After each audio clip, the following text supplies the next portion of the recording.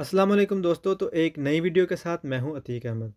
तो ये वाली जो मेरी वीडियो है स्पेशली नेपाल के लोगों के लिए है, क्योंकि मैंने नेपाल के लोगों के लिए एक वीडियो बनाई थी एक दिन पहले और बताया था कि यूके इस दफ़ा नेपाल को अपनी रेड ट्रैवल लिस्ट से निकाल देगा। तो जो मैंने खबर ब्रेक की थी वैसा ही हुआ और नेपाल को यूके ने अपनी रेड लिस्ट से निकाल दिया।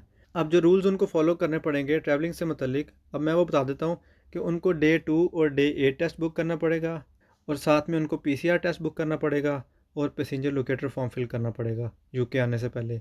और जो उन्होंने पीसीआर टेस्ट की रिपोर्ट देनी है वो 72 आवर से ओल्ड ना हो। जब उन्होंने बोर्डिंग करवाने के लिए एयरपोर्ट पर जाना है उससे पहले 72 आवर्स ना गुजर चुके हों। और इसी के साथ जब 48 आवर्स रहते हों फ़्लाइट में, तब वो अपना पैसेंजर लोकेटर फॉर्म भी फिल कर सकते हैं।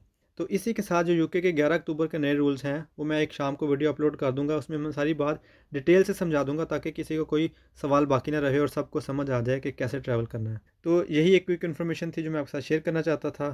फिर किसी नई वीडियो के साथ दोबारा मुलाकात होगी, तब तक के लिए अपना ख्याल रखिएगा। अल्लाह हाफिज़।